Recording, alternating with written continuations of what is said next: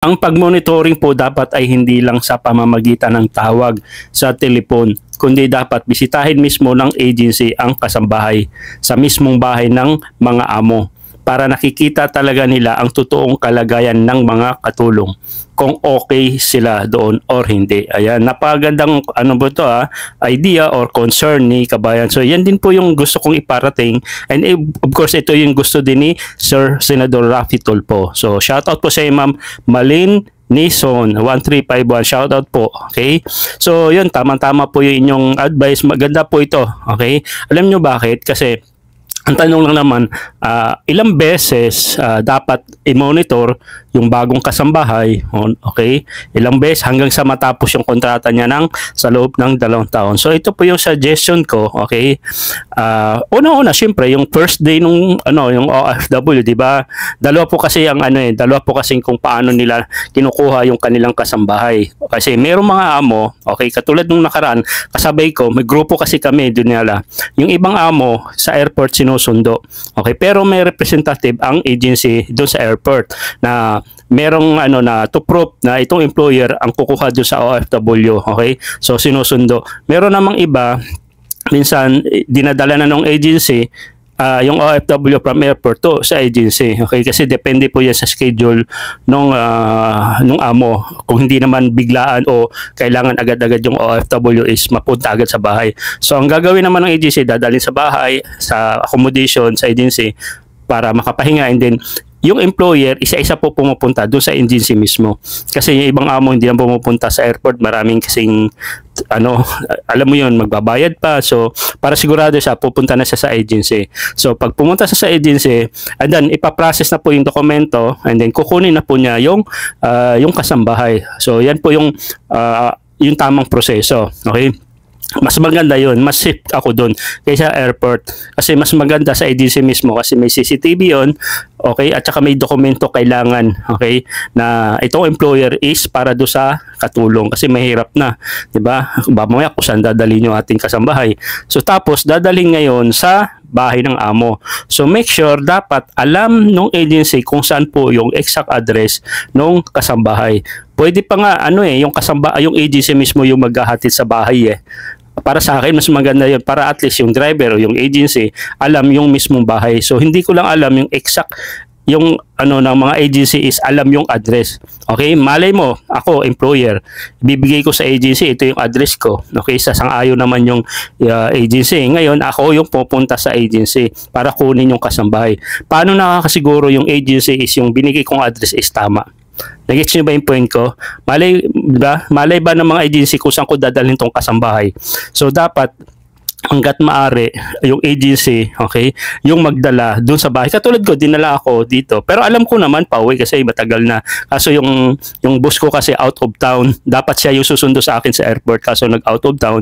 So agency, dinala ako sa bahay. So yun po yung maganda. Yung agency na mismo magdala isa-isa sa bahay. Okay, para alam ng driver kung saan po yung bahay, exact address, kung ano yung binigay ng employer sa information nila. Okay, dapat yun din po yung address. Kasi may ibang amo na ibinibigay kung saan-saan. Okay? Meron, nag-gets nyo ba? Nakuha nyo ba yung point ko? Comment kayo kung tama. Na hindi naman yung nasa pangalan, okay, yung pangalan ng employer mo sa document, sa information, is yung amo mo nga yung actual. Okay? Kasi minsan, ako yung kumuha ng katulong, pero binigay kita sa kapatid ko. Yung salbahe yung kapatid. So, nag-gets nyo? So, dapat, kung sino yung nakasulat doon, actual kumuha at yung sampo yung bahay, dapat ganun. Hindi po yung bara ipapasa. So kung magkakaproblema yung agency, yung katulong, pwedeng tumawag sa agency para pumunta doon sa exact bahay. Kasi baka mamaya mali po yung address na binibigay. So dapat isa sa mga tutukan ng gobyerno natin is yung agency is alam yung kasambahay. Dapat yun ang maghahatid sa mismong bahay. Same employer, okay, same doon sa dokumento. Yun po yung isa sa mga magandang for safety sa ating OFW pagdating sa monitoring. So pagdating naman sa monitoring, pagdating ng katulong, okay, yan po yung mismong araw, nakarating ka na ba dyan? Okay, kumusta? So, okay ba naman? So, after 1 day, pwedeng 3 days, or after 1 week, pwede rin. So, every week. Okay, so, tapos, after 2 weeks, follow up ulit. Kumusta yung pagkain mo? Kumusta naman yung kalagayan mo? Okay, nabuso ka ba? So, pag sinabi ng kasambahay, okay naman. So, after 1 month. So, after 1 month, pwedeng after 2 months, and then every 3 months, and then 6 months, hanggang sa matapos po yung 2 years. And then dapat meron din po silang random visit. Dapat yun yung maganda. Hindi po alam ng amo, hindi po alam nung kasambahay na pupunta po sila sa bahay na yon. Okay? O hindi kaya alam nung agency, okay, alam nung kasambahay na pupunta sila doon. Okay, hindi alam dapat ng amo kasi pwedeng itago. So dapat nag-random yung agency na pumunta doon sa bahay kung talagang nandun po yung kasambahay. Kasi kung wala, ibig sabihin lumabag po sila sa usapan doon sa dokumento. Nag-gets ba yung point ko? Yun yung maganda kung talagang yun ang goal ng gobyerno natin is safety yung ating kasambahay. Yun po yung pinaka-the best. Kasi ako driver po ako. 10 years po ako. Okay? May idea po ako kung paano magiging safety po yung kapwa nating OFW. Parang ako ganun din. Alam ko yung agency ko eh. Kaya hindi pwede, lalaki ako, driver ako eh. Paano yung mga kasambahay? So yun yung pinaka-the best. Kung talaga ang agency is may concern, yung sinasabi ni Sir Rapi Tulfo, dapat yung agency dapat ang mangunguna pagdating dyan.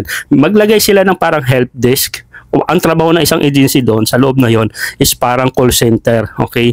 So sila yung nagfa-follow up. Sila yung nagfa-follow up sa mga na-deploy na nilang mga employer, mga katulong. May mga sila, dapat may mga group chat. Yun ang pinaka the best. May group chat, dapat lahat ng mga OFW na na-deploy nila, okay, may GC. Okay, ito yung batch 1, okay? Batch 2, GC, batch 3. Dapat gawin. Okay, so gagawa ulit ako ng panibagong content. Nagkaroon ako ng idea para dito. So, di ba nag-gets nyo? Maganda yung point na yun eh. 'Di ba may batch January 2024 lahat ng OFW nasa GC o nasa Facebook group. Madaling gumawa niyan eh. February ito yung Facebook group. So may mga complaint, okay, yung mga sambahay, pwede mag-post sa group. Pwede mag-send sa GC. Maglagay lang sila ng mga admin ng OFW kasambahay din. Nagits mo, yung agency monitoring na lang. So doon po nag-a-update, Yun yung magandang gawin. So, yun din po yung adhikain ko. Popok po. Gagawa ko ng content sa iba-ibang social media na why not mga OFW kasambay gumawa na sariling yung agency mismo magkikreate ng sariling GC para do sa batch na yun na dineploy nilang ganong buwan, ganong araw. Okay? Para just in case may problema doon, okay, may isang nakasambahay natin nagka-problema sa amo, pwede siyang mag-post agad-agad at matawagan yung agency mismo, yung administrator doon, madali makontak at puntahan yung kasambahay. Yan ang pinaka-the best action. So, okay ba sa inyo yung mga ganong suggestion? Okay? So, next naman, so, siguro gagawa ko ng separate video regarding dito hanggang sa makarating siguro sa ating agency, sa gobyerno na dapat mag-create ng mga ibang group, Facebook group doon sa by batch. Okay, doon sa agency, hawak ng agency, hindi po lubong OFW. For example, ang pangalan ng agency ko is OFW Pinoy TV. So, lahat ng mga kasambahay ko dapat mag-create. So, dapat gawin din ni OWA admin and administrator na implement nila, mandatory na. So, lahat ng inyong kasambahay, merong GC, merong Facebook group para sa exclusive lang para sa inyo. Para mabilis nyo mamomonitor ang mga tao. Kahit hindi kayo pumunta sa actual, pwede rin namang sa GC o sa Facebook group. Pero dapat meron ding mandatory na kayo mismong bibisit sa bahay. Okay, bibisitahin nyo personally, physical. Kahit hindi na kayo pumasok sa bahay, kahit sa gate naman lang, makalabas yung katulong. Titingnan mo yung itsura kung okay. Kasi pag sa social media kasi, pag video call, kaharap yung amo, matatakot yung kasambahay. Pwede sabihin, okay lang po ako dito, pero sa totoo, puro black. Ayan. Nagits nyo, maganda physical visit talaga o nakakausap. Yun po yung mga random, hindi alam ng amo dapat. Okay, so yun po yung mga suggestion ko. Okay ba yun? Okay ba yung mga suggestion ko na ganun? So, ipopost po natin na sa agency merong mandatory, okay, merong kikreate ng group. Yan po yung ipaparating natin kay OWA admin, okay, na mabilis yung hingi ng tulong. Okay? So ako na mabilis ang OFW. Concerned din po ako kasi before may natulungan din ba akong kasabahay, so hindi ko na ikwento. Okay? Para at least makaiwas na lang din ako. 'Di ba? So yun lang guys. So I hope salamat po doon sa nag-comment regarding po dito yung mandatory yung bibisitahin niyo po yung kasambahay. Okay? So yun, kung hindi ka pa nag-subscribe, kung isa kang OFW or meron kang kamag-anak OFW, please subscribe sa aking YouTube channel para lagi kitang update pagka may magalito akong upload. Okay? And then share mo na rin tong video para doon, para malaking tulong na sa akin. God bless and bye.